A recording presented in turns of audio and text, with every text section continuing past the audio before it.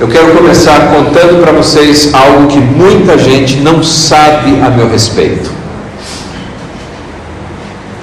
Vou contar para você algo que muita gente não sabe a meu respeito. Está preparado?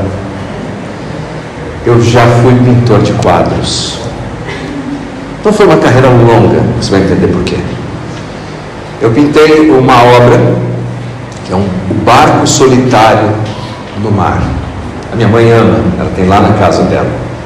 Eu pintei o segundo quadro, que era um moinho de vento no meio de uma plantação no estado do Kansas. E aquilo começou a chamar minha atenção, porque a minha esposa pendurou esse quadro atrás da porta do banheiro. Pensei, isso aqui não está certo. Mas eu pintei uma terceira obra. Essa terceira obra era Jesus caminhando por sobre o mar no meio da tempestade. E um amigo meu que sofre do que a gente chama de sincericídio foi me visitar no meu escritório. Eu tinha essa obra lá na parede. Ele olhou e disse: Leandro, o que aquele demônio está fazendo andando em cima do mar? E aí encerrou a minha carreira como pintor. Não sou um bom artista, mas você sabe de uma coisa? A obra de Deus na nossa vida é comparada à obra de um artista. Mas ao contrário de mim, Deus é um artista perfeito. Tudo que Deus faz, Ele faz perfeitamente. Nem sempre nós entendemos, mas a obra de Deus é perfeita. Acabei de encerrar a leitura do livro de Gênesis mais uma vez, e gravando. E qual é o tema ali, senão que Deus é o Deus do começo, dos recomeços, e quando intentam o mal contra nós, Deus o transforma em bem. Esse é o final do livro, uma mensagem para encorajar o povo de Israel que tinha saído daquela vida de escravidão. E o texto que nós encontramos, essa informação, é o texto que está em Efésios, tem a ver com muito que nós cantamos nessa manhã. Eu nunca me esqueço que dizem que um dia perguntaram para Michelangelo como é que ele produzia obras de esculturas tão belas. Ele disse: eu olho para o mármore, eu vejo dentro do mármore um anjo aprisionado, e o meu trabalho é esculpir até libertar aquele anjo. Nós somos muitas vezes uma pedra bruta, nós somos um material rústico, mas que Deus apanha em suas mãos, e por meio das circunstâncias, por meio das pessoas, Ele vai moldando, não um anjo, mas a imagem de Cristo Jesus em nós. Efésios, capítulo 2, versículo 10. Efésios 2, 10. Pois somos feitura dele, criados em Cristo Jesus para as boas obras, as quais Deus de antemão preparou para que andássemos nelas. Pois somos feitura dele, criados em Cristo Jesus para boas obras, as quais Deus de antemão preparou para que andássemos nelas. Essa carta de Paulo, inspirada pelo Espírito Santo, foi escrita entre anos 60 e 62 depois de Cristo, e essa data é sugestiva, porque quando Paulo escreveu essa carta, ele não estava num ambiente livre como nós estamos, num ambiente caloroso, amigável, que tem água fresca, cafezinho e bom bate-papo. Paulo estava preso. E não estava preso porque tinha feito algo de errado no sentido mais puro da moral. Ele não tinha fugido com a secretária, desviado dinheiro da igreja ou praticado qualquer ação de corrupção pessoal. Ele estava preso por anunciar o evangelho, por ajudar o carente, o pobre, o miserável, por oferecer a graça de Cristo. Ele estava preso. É difícil processar isso, que quando você faz o bem, você receba aquilo que é mal, você faz o que é justo e receba uma punição injusta. Essa era a situação de Paulo. Mas mesmo ali dentro desse cárcere, ele abraça o bom propósito de Deus. Ele entende que Deus, de alguma maneira, tem um plano que é bom, que Deus está trabalhando em sua vida e libertando a imagem de Cristo desse bloco de mármore chamado Paulo. Ele enxerga isso e escreve cartas maravilhosas, e louvado seja Deus, hoje nós podemos dizer, pelo confinamento de Paulo. Não tivesse ele sido preso, não teríamos essa joia inspirada da palavra de Deus. E Paulo faz o seguinte, nessa carta, uma carta de simples esboço, nós vemos que do primeiro capítulo até o terceiro capítulo, Paulo trata de doutrina, no que nós devemos crer, porque aquilo que você crê molda a sua vida. No que devemos crer, do primeiro ao terceiro capítulo. E depois do capítulo 4 até o capítulo 6, Paulo nos diz o que devemos fazer. Paulo nunca fica simplesmente filosofando sobre a vida, ele sempre é muito prático. Olha, isso é o que você crê? Sim, então isso é o que você deve fazer. E nessa igreja, que hoje seria onde é a moderna Turquia, porque as histórias da Bíblia não são apenas contos, fábulas, são histórias reais, para pessoas reais, em lugares reais. Essa igreja, que seria hoje onde é a moderna Turquia, eles enfrentavam muitos desafios ali. Era uma cidade pagã, era uma cidade sem herança judaica, influenciada pela deusa Diana, e dentro daquele contexto greco-romano em que se valorizava demais a contribuição do homem à sua sociedade, o que não é um mal, é uma virtude. Todas as pessoas devem contribuir para a construção de uma boa sociedade, não é verdade? Isso é um fato. O problema é que eles apanhavam essa prática e transferiam para suas convicções espirituais. Então, na mente greco-romana, a divindade só aceitaria o homem se o homem conseguisse, de alguma maneira, demonstrar por suas obras o seu valor pessoal.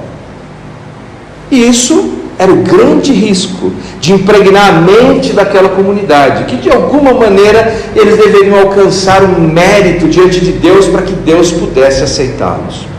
E aqui temos essa pérola no capítulo 2 de Efésios, que nos mostra que não, que ao contrário dos deuses do paganismo, com seus caprichos e suas vaidades, Deus nos aceita livre, graciosamente, pelos méritos de Jesus. Veja só, Efésios capítulo 2, a partir do primeiro versículo.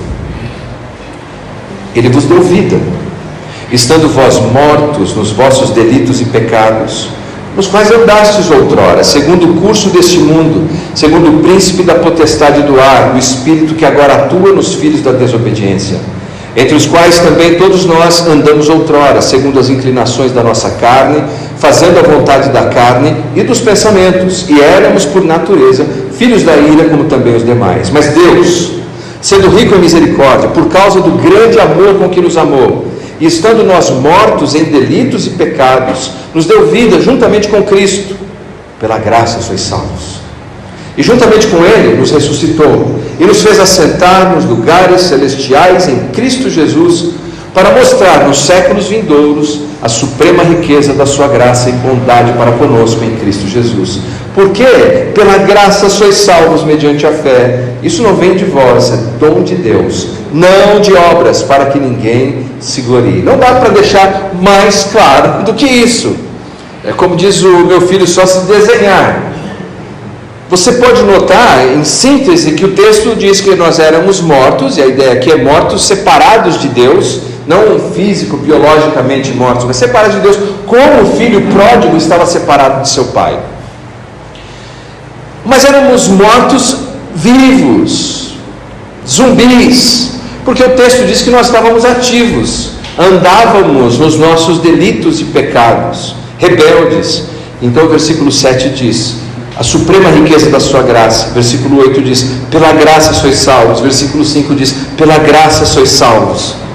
Graça, graça, graça. Mas convenhamos, isso poderia produzir um outro erro. Já que sou salvo pela graça, totalmente pela graça, e as minhas obras não acrescentam para que Deus me aceite e me salve, como aconteceria no templo de Diana, ou de Artemis, ou de qualquer outra divindade pagã, então eu posso viver minha vida de qualquer maneira. E para corrigir esse pensamento, Paulo diz o que lemos no versículo 10: pois somos feitura dele, criados em Cristo Jesus para boas obras, as quais Deus de antemão preparou para que andássemos nela. É verdade, nós não somos salvos pelas obras, mas nós somos salvos para as obras. Faz muitos anos que eu tenho me dedicado à nossa fé e batizado pessoas. Aliás, o Júnior, que eu esqueci de dizer, meu irmão Júnior, ponta firme, está comigo hoje aqui, ele é um dos presbíteros da nossa igreja também. Já fizemos batismos junto ali, nós dois. Nunca aconteceu da gente batizar alguém, falar, te batizo em nome do Pai, do Filho e do Espírito Santo, e foi para o céu. Ainda não aconteceu. Por que não acontece isso? Porque o objetivo da nossa salvação não é apenas nos levar para o céu. Se fosse, cada batismo seria isso, seria igual o cometa, o foguete do Elon Musk, já disparava para o céu. Mas a pessoa é batizada, sai das águas e continua aqui. Continua tendo que lidar com a sua família, com o seu trabalho, com o seu vizinho, com a sua igreja, com os seus desafios pessoais. Por quê? Porque não somos salvos por nossas obras, mas nós somos salvos para as obras. O texto diz assim, que nós somos feitura dele, ao meio da revista atualizada. A palavra feitura é poema. Você deve reconhecer, poema é a raiz de poema, uma obra artística. E como Paulo, inspirado pelo Espírito Santo, olhou para você, olhou para mim e disse, Deus está trabalhando em você como quem trabalha numa obra de arte. Você é uma poesia de Deus. Se você estava meio down, porque faz tempo que não recebe um elogio, aqui está um elogio para você. Você é uma obra de arte. Você é uma poesia nas mãos de Deus. E quando nós olhamos para isso, a ideia é nós somos uma obra-prima. E que cada parte da nossa vida, cada experiência que vivemos, cada encontro que temos, cada frustração, ou cada momento de alegria e satisfação, tudo que nós vamos vivendo na vida é um instrumento de Deus, em que a parte está trabalhando para o todo, para que essa obra maravilhosa se conclua em nós. Aqui as nossas lições que podemos extrair deste texto. Primeiro, a obra é do artista. Somos feitura de Deus. É Deus quem está fazendo. Deus está fazendo. E caso você não tenha me ouvido bem, eu vou repetir. Deus está fazendo. Deus está trabalhando na sua vida, no que quer que você esteja vivendo hoje, agora.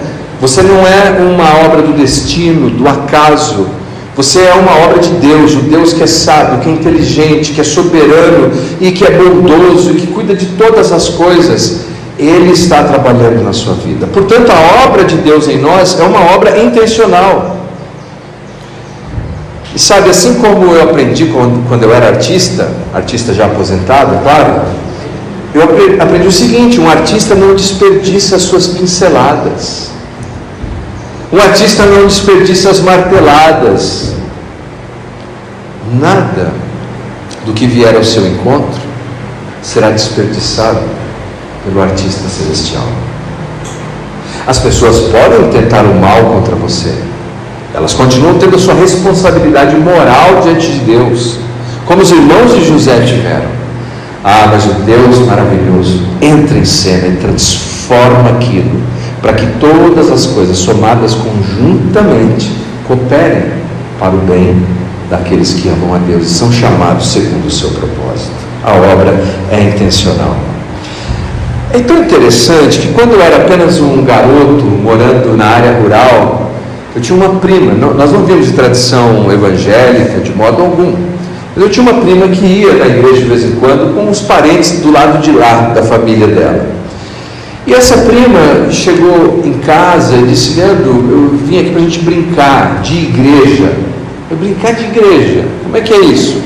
Ela falou: não, nós vamos brincar de igreja. Tinha uma plantação de cana no quintal, na roça. Falou: ali são os membros da igreja. Eu falei: tá bom. Falou: você é o pastor da igreja. Eu sou pastor da igreja, nem igreja ia. Ele falou assim: o seu pastor, ela abaixou, pegou um toco lá no chão e falou: isso aqui é sua Bíblia. Eu falei: o que eu faço? Não, você fala glória, aleluia. Eu era um pastor meio pentecostal na brincadeira dela. E me colocou lá e eu ficava falando algumas coisas. Eu perguntava para ele: quando é que a gente dá soco nele? Não, pastor, não dá soco nos crentes, não. E não dá nem vontade de dar soco em crente, é só gente boa. Mas veja você, lá, naquela brincadeira, eu nem imaginava que talvez Deus já estava trabalhando em minha vida para o dia em que eu estaria compartilhando o Evangelho.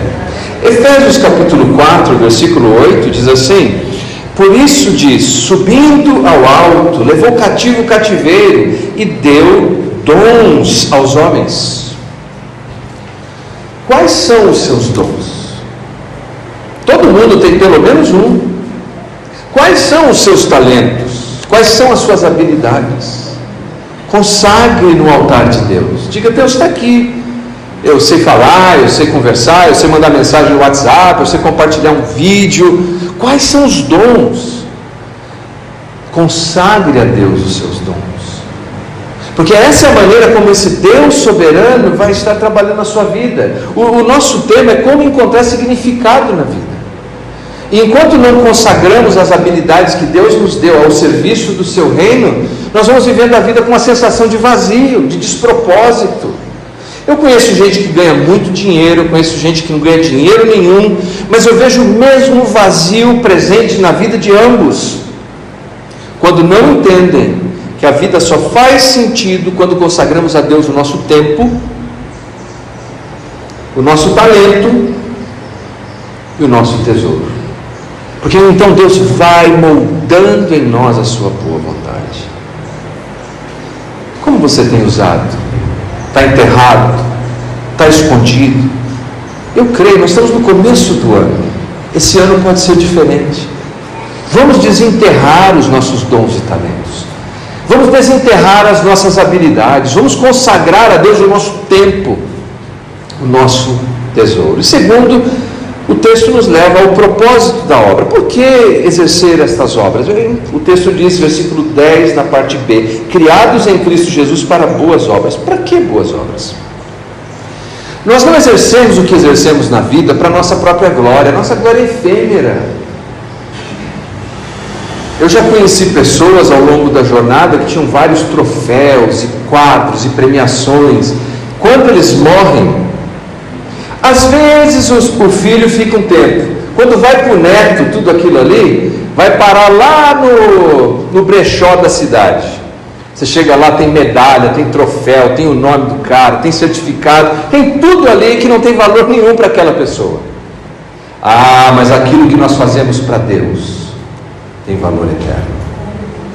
E é por isso que o texto diz em Mateus capítulo 5, versículo 16, o texto inspirado, palavras do próprio Senhor Jesus: assim brilhe a vossa luz diante dos homens, para que vejam as vossas boas obras e glorifiquem vosso Pai que está nos céus.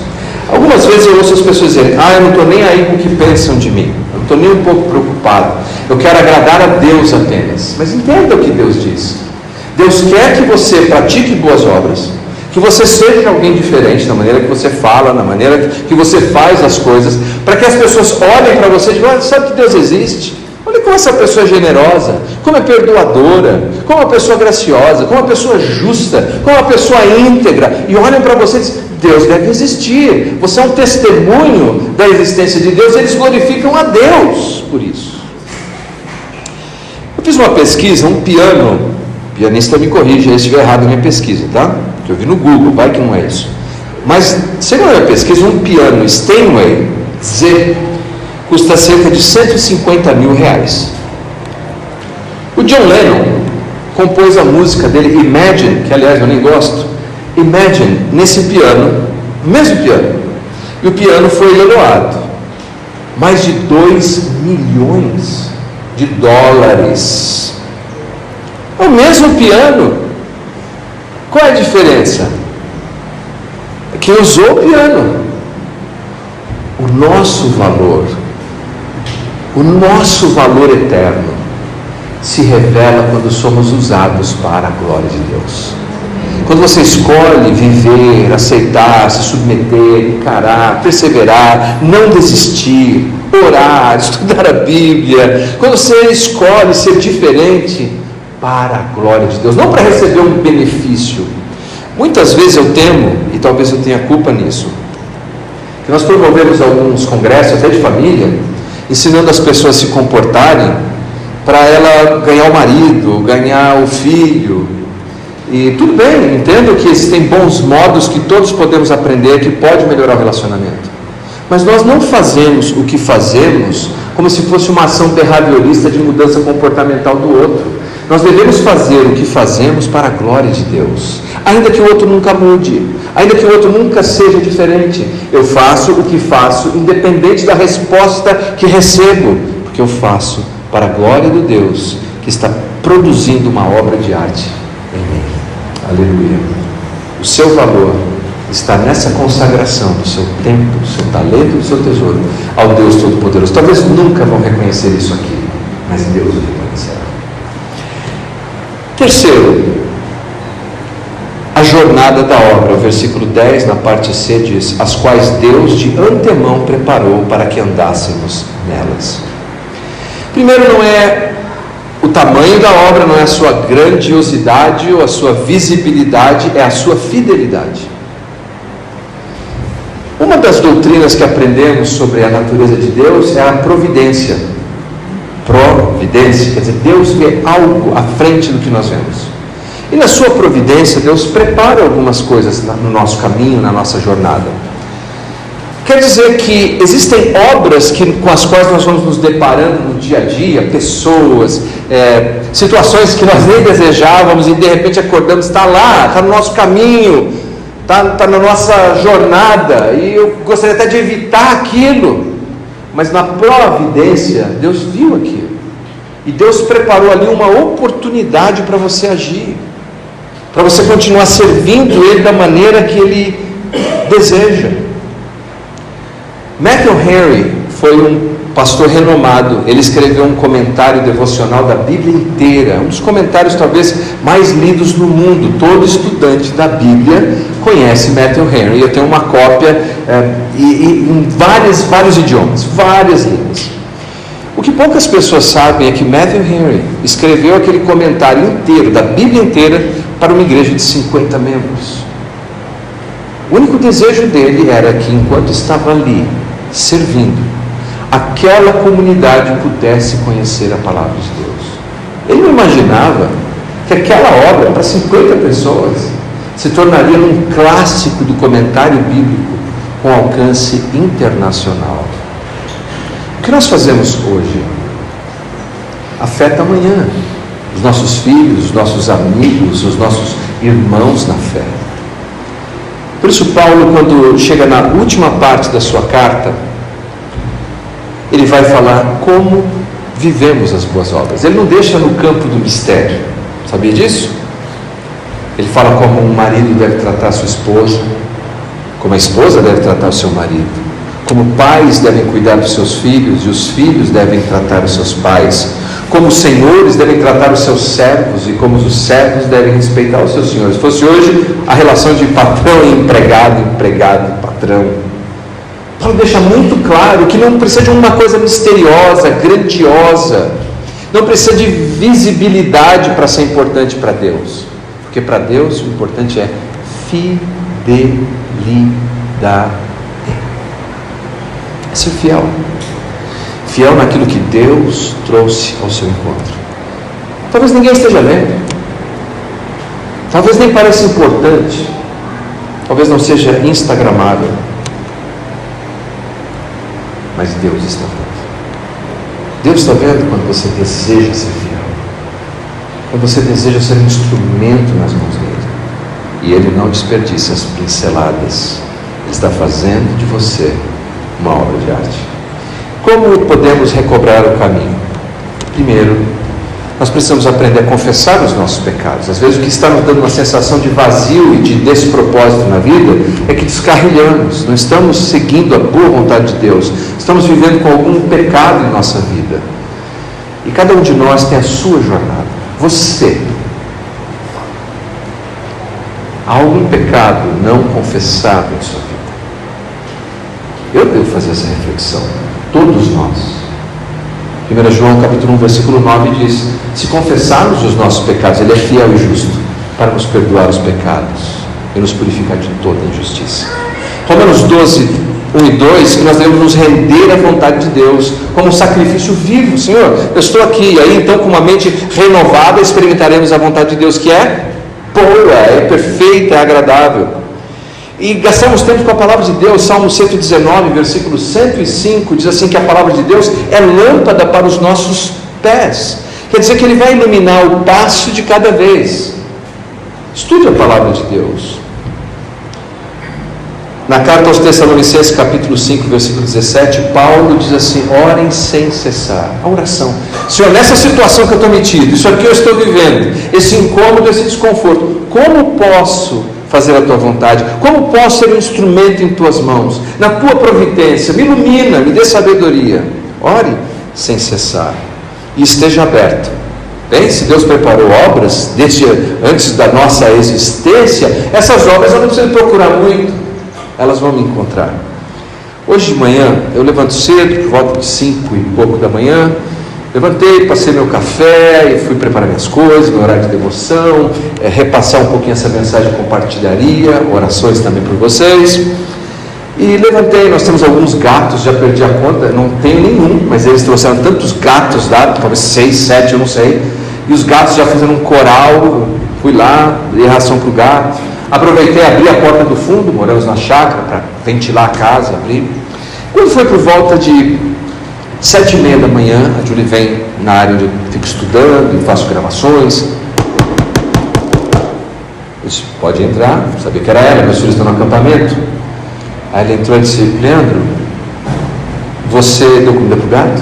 Sim, todos eles. Ah, muito bem. E você deixou a porta do fundo aberta? Deixei, para ventilar a casa. Você pode me acompanhar um minuto? Sim.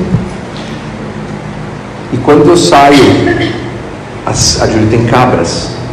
As cabras tinham escapado. As cabras entraram pela porta do fundo.